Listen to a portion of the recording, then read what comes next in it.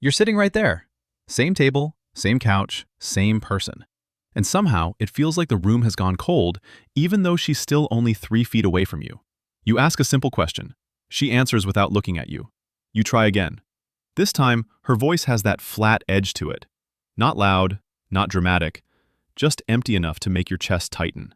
And in that moment, man, you feel it. Something in you goes still.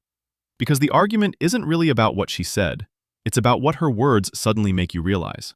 Why did that hit me so hard? Am I overreacting? Is this just a rough patch? Or is this what the end actually sounds like? Am I staying because I love her? Or because I'm scared to let go? Here's the truth most people miss. You do not leave a relationship only when the love is gone.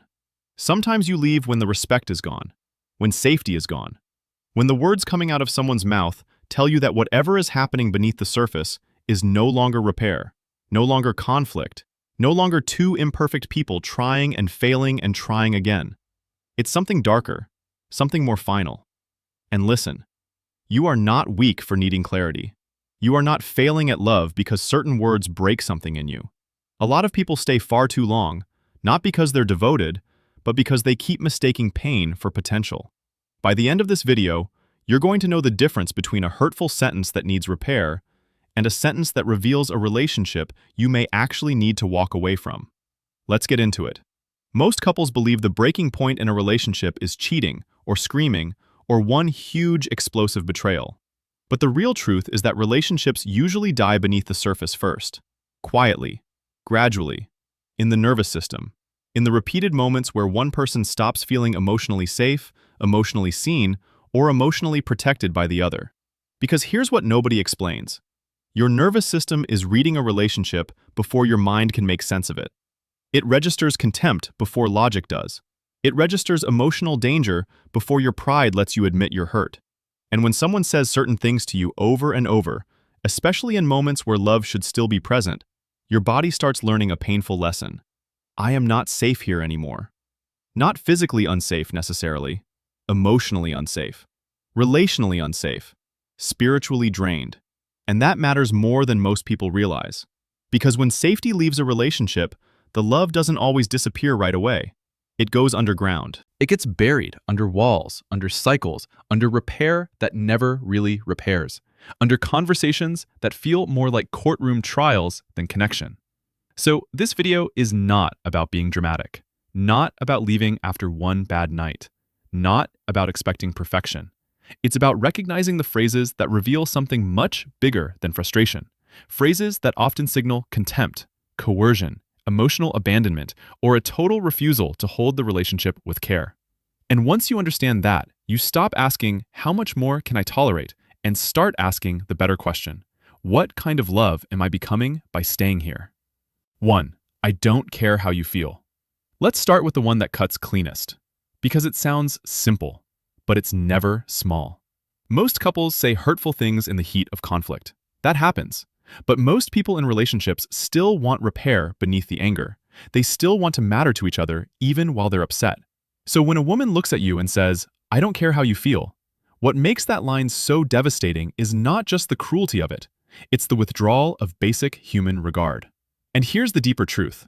Conflict is survivable. Emotional indifference is not. When someone openly tells you your feelings no longer matter, your nervous system hears, there is no safe bridge back to me. That's why it lands like a punch. Because beneath the surface, what she may really be saying is, your inner world has stopped moving me. And once that happens consistently, connection starts turning into emotional exile. Here's the real-life contrast. The disconnecting version sounds like this. You say, that really hurt me. She says, I don't care, get over it. The connecting version sounds like this. You say, that really hurt me. She says, I'm still upset, but I don't want to hurt you. Give me a minute and we'll talk. See the difference? Not less honesty, not less anger, just more humanity. In one version, her pain becomes permission to dehumanize you. In the other, her pain is still there, but so is her presence. And when someone can stay emotionally available even while upset, your walls don't have to go up just to survive the conversation. 2. You're lucky I'm even with you. Here's the part no one talks about. Some statements are not about anger. They're about power. Most couples struggle with insecurity at times. Most people in relationships want reassurance, even if they don't always know how to ask for it. But when someone says, "You're lucky I'm even with you," she is not reaching for connection. She is reaching for hierarchy. She is placing herself above you and training you to love from a one-down position. And this is where it gets really interesting. Contempt is one of the clearest predictors of relationship collapse, because contempt doesn't just criticize behavior, it attacks worth. It says, "I'm up here, you're down there." And your nervous system cannot relax inside a dynamic where love is made conditional on humiliation. That's why these words create such a specific kind of drift. You stop showing up as yourself. You start performing.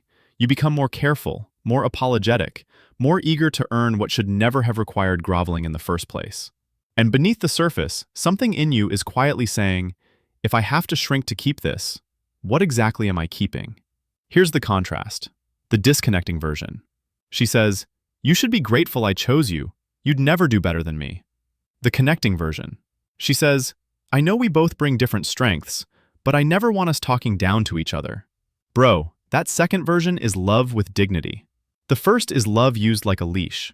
Not honesty, not confidence, not standards, but superiority disguised as truth. And when you stay in that long enough, the relationship stops feeling like a partnership and starts feeling like a performance review you can never pass. That's the shift that turns connection into chronic self-abandonment. 3. I would respect you more if you were someone else. And this one is brutal. Because it doesn't just reject behavior, it rejects identity. Most couples get frustrated with habits. Most people in relationships wish their partner would grow in some area. That is normal. But when a woman says some version of, I'd respect you more if you were more of a man, or I wish you were like him, or you're just not the kind of man I can admire, the wound isn't just comparison, it's replacement. But here's what nobody explains. There is a massive difference between being challenged and being erased. Healthy love can say, I need more from you. Unhealthy love says, who you are is fundamentally disappointing. And to your nervous system, that lands like relational freefall. Because now the message is not, let's repair this pattern. The message is, become someone else if you want to keep me. And once that cycle starts, most couples never see what is happening clearly enough. The criticized partner becomes more withdrawn or defensive. The critical partner becomes harsher because she feels even less met. Then both people point to the other as the problem. But beneath the surface, what's really happened is that the relationship has stopped being a place of becoming and started being a place of emotional exile. Here's the contrast. The disconnecting version. You lose your job. You're already ashamed. She says, no wonder I can't respect you. Look at other men. They handle life. The connecting version. You lose your job. She says, I know this hit your confidence. I still believe in you, but we need a real plan together. Do you feel that difference? One sentence attacks your core. The other calls you higher without making you smaller. And when someone speaks to your struggle without stripping you of your worth, something in you relaxes. She still sees me, your mind says. I'm not fighting for basic dignity. That's when the relationship feels like a refuge instead of a courtroom. 4. If you leave, I'll ruin your life. This is where it stops being a relationship issue and starts becoming control. Most couples say extreme things during breakups. Emotions spike, fear takes over, attachment panic is real. But threats are different. Threats are not signs of love. They are signs that someone is willing to weaponize your fear to keep access to you. And man, that distinction matters. A lot. Because most people are taught to romanticize intensity. They hear desperation and mistake it for devotion. They hear, I can't live without you, and think it means passion. But if that desperation turns into blackmail, reputation threats, false accusations, destroying your belongings, threatening self-harm to trap you, or promising revenge if you leave, that is not longing. That is coercion. Your nervous system knows this before your pride does. It starts walking on glass. It starts calculating every word. It starts thinking, how do I leave without setting off an explosion? That is not connection. That is survival mode. Here's the contrast. The disconnecting version. You say, I don't think this is healthy anymore. She says, if you leave me, I'll make sure everyone turns against you. The connecting version, even through heartbreak, sounds like this. I'm devastated. I don't want this, but I'm not going to destroy you because I'm hurting. That's the line. That's the whole line. Not sadness, not grief, not begging for one more chance, but the deliberate use of fear as a cage. And when you finally see it clearly, here's what changes everything. Leaving is no longer betrayal. Leaving becomes self-protection. That's the shift that turns confusion into clarity. 5. I will never change, so either deal with it or leave. And this is the one most couples never figure out. Because it sounds honest, almost mature. But pay attention. There is a world of difference between self-awareness and surrendering the relationship to your worst patterns. Most couples struggle with recurring cycles. One person gets critical, the other gets withdrawn. One pursues, the other shuts down. That part is human. But when someone looks at the damage their behavior is causing and says, "This is just who I am, deal with it," what they are really saying is, "Your pain does not move me enough to grow." And that is devastating. Because real love is not perfection. It's responsiveness. It's willingness. It's the ability to let the relationship change you. Not by losing yourself, not by becoming fake, not by turning love into a self-help project, but by staying open enough to say, "The way I show up affects you, and because you matter, I'm willing to work on it." Here's the contrast. The disconnecting version. You say, "Every time I bring up something hard, you shut down for days." She says, "That's how I am. Stop complaining." The connecting version. You say, "Every time I bring up something hard, you shut down for days." She says, "You're right. I do that when I feel overwhelmed. I need help changing it, but I don't want to keep hurting us." That second response is not a communication hack. It's emotional maturity. It's what repair actually sounds like.